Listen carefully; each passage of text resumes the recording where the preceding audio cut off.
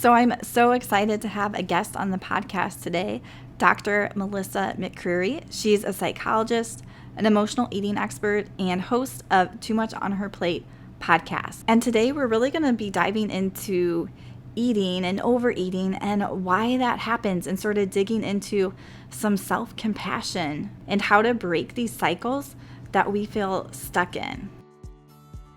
Hi friends, and welcome to the Healthy Beyond 40 show. I'm Michele, mama 4 and military wife, and I'm passionate about helping women get healthy from the inside out so they can feel better and live their best life. Do you feel like you're struggling to lose weight and get in shape? If you're ready to develop healthier habits, exercise consistently, and lose weight sustainably, then you're in the right place. I combine my expertise from my doctorate in physical therapy to my experience as a health coach, personal trainer, and yoga teacher to bring you actionable steps for a healthy lifestyle. No magic pill here, so lace up those shoes and get moving. All right. Hello, Melissa, and welcome to the podcast. So I'm so excited to get started today. So we're going to be diving in how perfectionism, stress, and doing it all fuel overeating. And this is something that's so common with a lot of people I talk to. So let's start off and tell me. So you talk about perfectionism, stress, the pressure to do it all. How do these things fuel overeating? Well, we could be here for a very long time.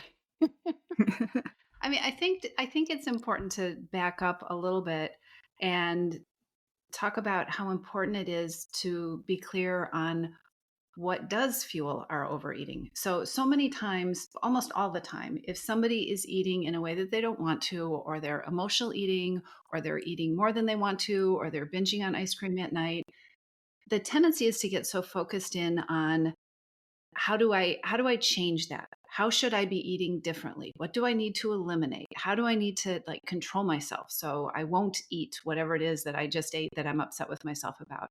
Instead of which what is really helpful, which is taking a deep breath and taking a step back and taking a look at, why did this just happen?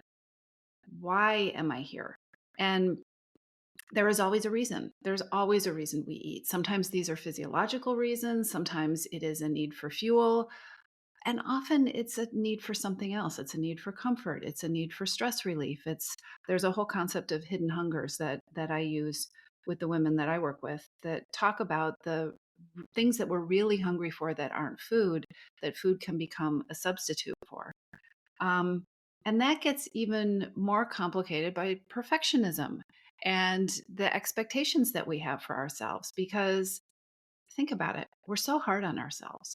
We are so perfectionistic in the expectations that we have for ourselves. And so often, when we can't hold up the world the way we are trying to do, food is such an easy thing to turn to fill in the gaps, right? Food is such an easy thing to turn to comfort us, or even to give ourselves a break. Grabbing something to eat before you have something that you just don't want to tackle, or grabbing something to eat because you feel bad because what you're doing is never enough. That's one way perfectionism shows up. Am I saying that in a way that makes sense? Yeah. And I think this is something I talk about too. And it's sort of, you started off, the better way to handle it, instead of trying to control it, is to take that deep breath. You create a pause and you can ask yourself why. And I tell people when they start this is to take that pause and don't worry about the outcome if they eat the thing or not, because you have to break that pattern of just eating it. You have to put that pause in there and really dive into what is that why behind it. Um, and so tell me, you mentioned your hidden hunger, which I sort of love that name for it, because typically, like you said, we have that deeper need for something else. And it's interesting as I'm starting to work with a client who's new and I ask them, oh, well, what was going on? Why do you think that happened? And they're like, I don't know. And then, after we've talked about it for 5 or 10 minutes, they're able to then pull it out what really caused that, because they just thought, oh, it just happened. There was no reason. So tell me a little bit more about your hidden hungers. So I work with women, and I tend to work with high achieving women. I tend to work with women with a lot of perfectionism. And what I have discovered over the I've been doing this for over 30 years now. Um, what I've discovered is that there are certain hungers that we get really good at ignoring or overlooking or telling ourselves that we really aren't entitled to have, that we end up using food to as a band-aid for. And there are five of them that I see all the time in women. And I'll tell you right now, I will tell you what they are. But as you're listening to this, do not let this overwhelm you, because these hungers, they feed on each other and they travel together and they make each other worse. And so, what tends to happen as I'm helping people, trying to help people be unoverwhelmed with their overeating and their emotional eating, is the first reaction is, oh my gosh, I have all of these. Now I'm a real, now I've got this huge knot to untangle. That is not the case. Um, but think about some of the reasons that you overeat, right? You're tired, you're hungry, you're too busy, you haven't had any time for yourself all day. On top of that, you're really hard on yourself, which makes that whole wheel spin faster and faster and faster. These are the kind of things that trigger us to overeat. A hunger for stress relief, a hunger for rest. You and I were talking earlier about how important sleep is, and how a need for sleep, but also rest, can trigger all sorts of reasons that we eat more than we want to eat. There's a hunger for me time and self care, which so many of us are so used to just saying, I'll do that later, right? Or I shouldn't need that, or that comes after all the work is done. But not getting enough self care and me time is something that is a huge trigger for overeating. Emotional eating is triggered by strong emotions, but also, emotional eating is triggered by other hidden hungers. If you are tired and you are stressed and you are too busy and you haven't had any time for yourself all day long, you can be the most emotionally intelligent, emotionally skilled person on the planet. And somebody throws a tough, emotional situation at you, and you're just not going to want to deal with it because you're going to be out of bandwidth. And so, what so many of us do is we wander into the pantry and we get something to eat instead, right? Um, and I think the biggest hidden hunger that, not the biggest, one of the most important hidden hungers that women overlook all the time and that gets misunderstood is a hidden hunger for self compassion. We are so hard on ourselves. We are so all or nothing. We are so perfectionistic, right? I said I wasn't going to eat this and I did. And now I blew it and it's all ruined. And so I might as well eat all the other things because I'm going to have to start over on Monday. Um, Not getting enough kindness from ourselves fuels so much overeating, and so much overeating after we have initially eaten more than we wanted to eat. Yeah, I think that's so huge. Recently, I was talking to one of my clients about this, and we sort of came up with a plan like, what do you want to do if you eat more than you want? Because the normal path had been feeling that shame and guilt and then continuing on that cycle for the rest of the weekend. And she's like, "Well, I just want to move on from it." Like, yeah, that sounds like a plan. Instead of getting stuck, just having compassion for myself, like, I didn't want to do this, but it's okay. Like, creating that safety in your body of, okay, it happened. I'm not a bad person. There needs to be no shame or guilt for this. I'll try differently next time, but it's okay. So I think that self compassion is huge because when we stay stuck in shame and guilt, we stay stuck in it. It's really hard to get out of it. So having that self compassion is really important. It's a dead end. I mean, I think what we don't really think through is that if you are blaming yourself, if you have decided, I'm lazy, I'm weak, I don't have enough willpower, whatever, there is no room there for curiosity. There's no room for compassion. But if you are not able to be curious about what just happened here, or why did that happen, or why was today off the rails when yesterday I felt so in charge of things, if you're not able to ask those questions, then you cannot learn from what just happened. And if you can't learn from what just happened, you really can't change it. And so, being hard on ourselves, I talk to a lot of women who get into this debate, but I really could have tried harder, or I really was a little bit lazy in that moment. A, I don't really believe it. And B, it doesn't really matter. The longer you stay in this cycle of just beating yourself up, the longer you're going to stay in the cycle. And food is a part of it. Yeah. And I even tell people, so I'm at a healthy weight, good. And every once in a while, I'll eat more than what I really need, but I don't feel guilty or bad about it. I really don't like the way it feels. So I don't want to do it again, but I'm able to let that go and move on and not get stuck in that shame.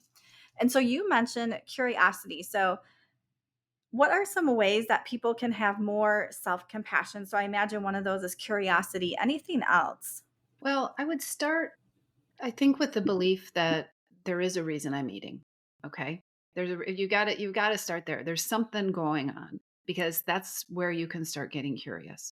There's a reason I'm eating. Okay. There's a reason this happened. You have to pause, like we've already talked about. These steps sound so simple, but if you haven't been doing them, they are really difficult. So don't get down on yourself if you don't do them, but you have to pause. You have to start practicing pausing and asking. The three questions I like to ask are: what do I know about what I'm feeling? What do I know about what I'm needing? And what do I know about what I'm wanting? Not what am I feeling? What am I feeling? I don't know. That's what happens, right? What do I need? I don't know what I need, or I can't have what I need, or we are so smart at talking ourselves out of what would be helpful. What do you know about what you're feeling? You know, I have a stomach ache.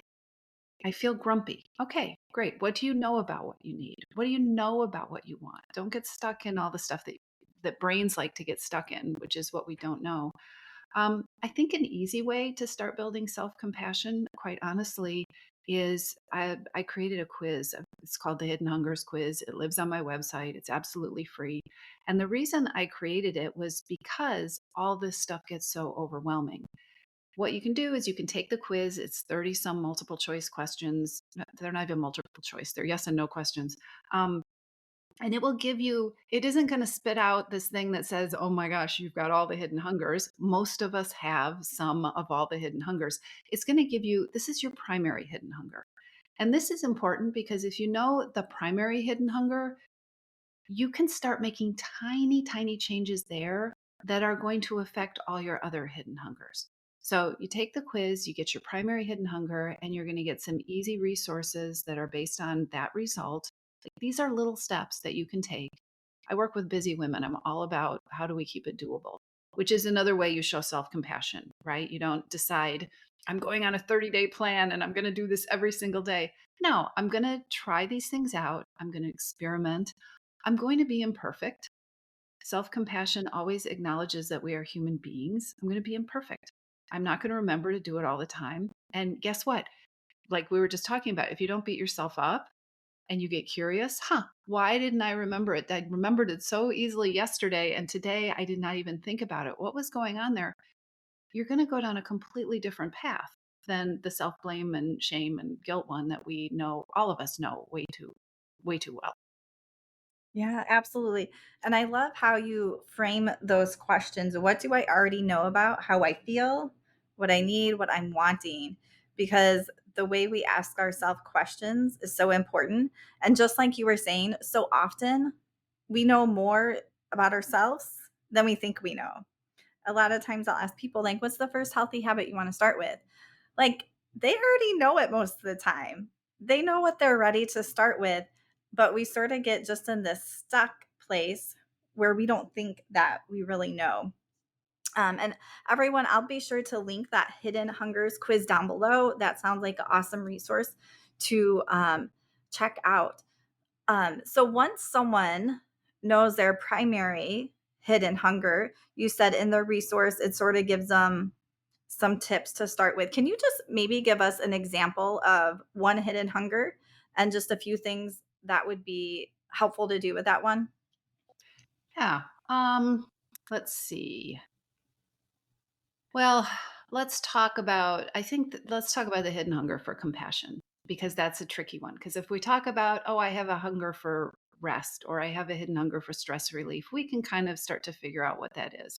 Um, but a hidden hunger for compassion, that's a hunger that's going to show up if you're somebody who's a mindless eater, if you are somebody who tends to eat on autopilot, or if you're somebody who eats to numb because you just don't want to feel things, it is quite likely that you've got a hidden hunger for compassion. happening in the background there. If it's not your primary hidden hunger, it's probably really important. And so, one of the things that you can do if you have a hidden hunger for compassion is take a look at all your multitasking. And that'll sound like, what? Why do we need to do that? Because if you are multitasking, if you are always doing something else, you cannot be paying attention to yourself. Okay. So if you are multitasking, you're disconnected from what's going on inside of you. If it's, take eating, for instance, so many women find it really hard to just eat and to not do something else.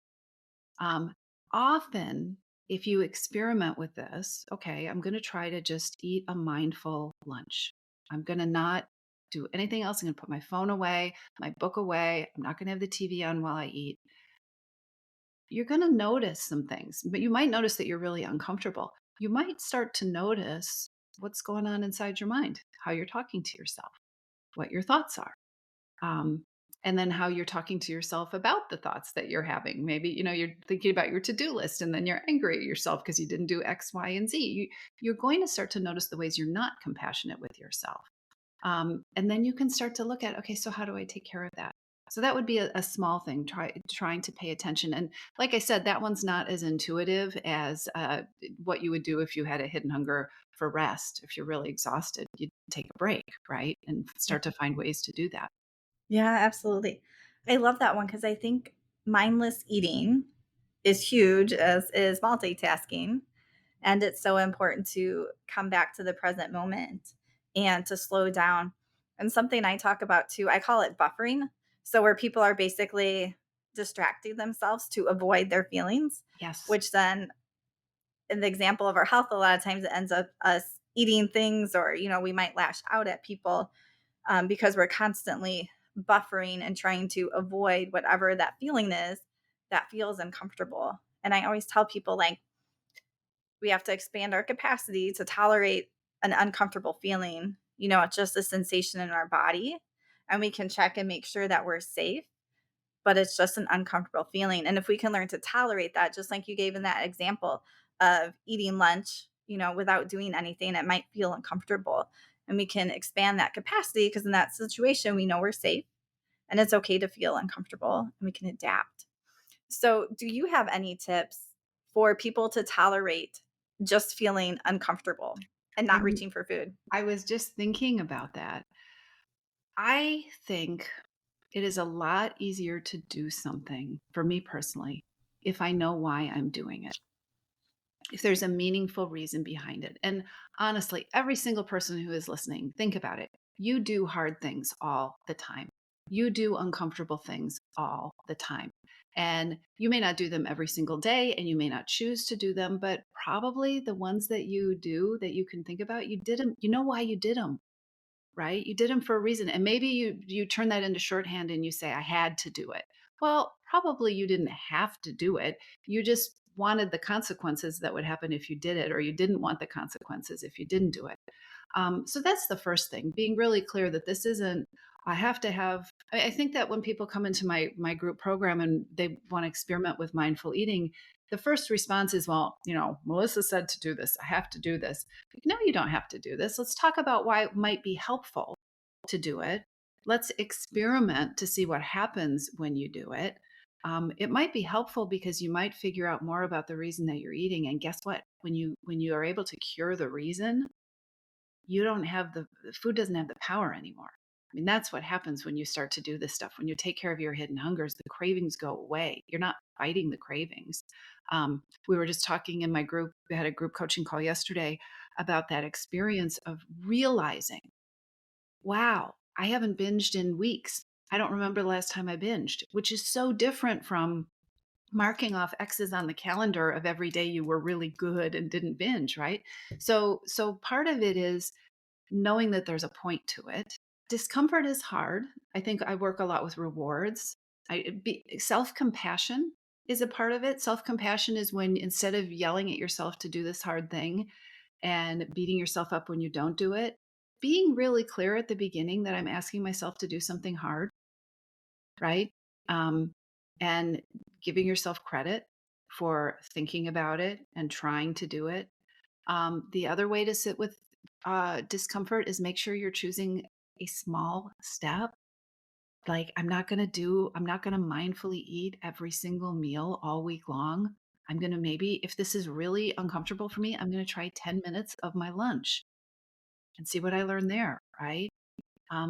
What is something I can actually do so that I am not making promises to myself that I'm not keeping all the time? Absolutely, because when we do what we say we're gonna do, we build up that trust, and I'm all about starting with small steps, Yeah. especially when something feels uncomfortable. You need to increase that tolerance gradually, so you're increasing that window of tolerance for yourself. And I love how you also brought up, like, once you fix these underlying reasons, the why, that the eating just comes in place. And most of the time, most people know what eating healthy is, but yet we're out on the internet searching like for a healthy meal plan, like what do I need to eat? How much protein do I need to eat? And generally speaking, most of us know for the most part what is healthy. Now there are some tweaks like people don't know about, um, but for the most part, we do know what's healthy. So it is that underlining reason why we have to work on first. And then maybe we make a few tweaks to our nutrition that we didn't know about. But we have to start with that why we're Mhm. eating and any of those emotional triggers. I think the other thing you're saying that is so important is that I'm the only person who's lived in my body my whole life, right? You're the only person who's lived in your body your whole life. And yeah, there's a lot of information out there. There's too much information out there. And there are people who know about specific things, something more than you might know. But when it comes to our own bodies, if we don't run all that information through the filter of our own inner wisdom, we're going to be taking in a lot of garbage, honestly, a lot of Mhm. stuff that isn't a good fit for us, or a lot of stuff that we know we really, honestly, how many things have you started that you knew from the very beginning weren't a fit for you, that they weren't going to work, right? And it's really too bad because diet culture and the wellness industry has really done a number on women's ability to trust themselves.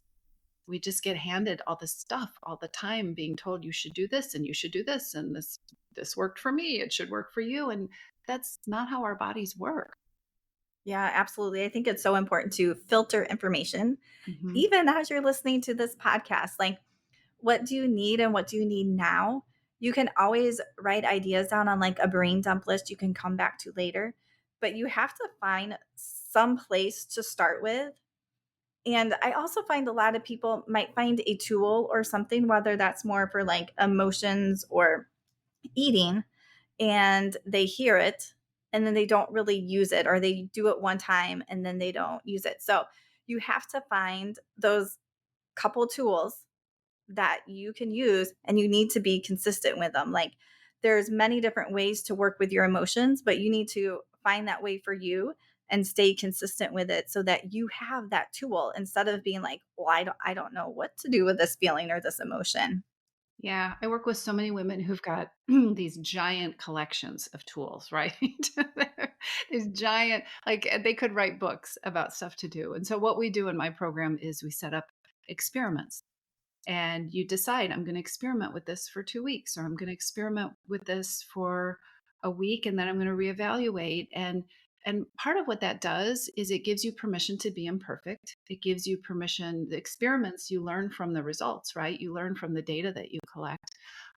It gives you, and it gives you permission to adjust as you go along, right? So I'm learning this and I had this result, but turns out it doesn't work for me to do that on Thursday evening, so I can start to play with that. Or, having a mindful meal at lunch, that was not helpful at all, but I really think if I tried it in the afternoon when I have my snack, um, it puts it gives you your power back. When you decide, instead of, I'm going to follow this plan, when you make the decision that I'm going to experiment with this thing because I think it might be helpful for me, you're in the driver's seat. And that feels so different than what so many women are feeling right now in their battle with food, right? Yeah, absolutely. That is one of my favorite things to say to people too, is you have to just experiment or test it out. Hmm. Like, let's try this for a few weeks and see how it goes. Yeah.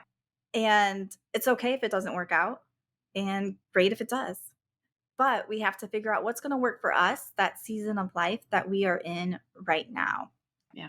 Um, so, Melissa, is there anything else that you want to share or you think that would be helpful for this topic? We've gone all over the place. Let me think. I think the takeaways are it's not you. It is not you. If your plan hasn't worked, the plan isn't the right plan for you, and it is not connecting with the reason that food is feeling so powerful in your life right now. That's the first thing. And the second thing is your relationship with food is not something you have to manage or be in control of for the rest of your life. You can actually create a way of eating, a way of being with food that you enjoy, that takes you to your goal, and that isn't something that you think, how long am I going to have to do this? Because spoiler alert, you're going to have to do it for the rest of your life. So um, this does not have to be a lifelong battle for control, and so many women are walking around feeling that way. Yeah, and I think it's so hard, like, when you're in something to see the end. Like, I tell people, for example, I used to eat ice cream every day. Like, I don't do that anymore. And I couldn't imagine at the time I was eating ice cream every day, like, not eating ice cream every day. Sometimes it's just hard to see that way out, but then I don't even know the last time I ate ice cream now, and I'm not, like, doing it from a sense of restriction. I just know I no longer need that anymore, and it's okay. So I think that's so helpful. And it's not you, because I think when we start to internalize and think things are us, that just feeds that shame and that guilt that keeps us stuck. Well, we Yeah. get told that if the diet didn't work, you didn't try hard enough. You need to start it over again. I mean, there's a lot of conditioning to blame ourselves, and Yeah. it's not helpful and it's not true. It's Yeah. a And I don't billion know about dollar you. industry. Yeah. Yeah. And I've even heard from clients who have gone in to see their doctor and they're like, you need to lose weight. And like, just not very nice about it. And in a way that is like blaming them. And that's just really hard. Yeah. Um, all right. Well, thank you so much for joining us today. We will put the hidden hungers down below. Is there anything else you want to tell the listeners about what you offer? Yeah, if this resonates with you, I'm pretty easy to find. I have my podcast, which is Too Much on Her Plate. I'm Too Much on Her Plate on Instagram, and my website is toomuchonherplate.com. And if you go there, you can take the free Hidden Hungers quiz. There's a roadmap that people have gotten, like, where do I start with your podcast episode? So there's a roadmap that you can download that says, start here with these different episodes, and here's kind of how things work and fit together. A lot of resources there. So thank you so much for having me on the show. Yeah, thank you. I love that podcast roadmap idea. I might have to steal that idea and share that because I mean, I have a lot of podcast episodes now too. So, yeah, that's a good idea. All right, I'll have all that down below. Thanks everyone for listening and keep on moving.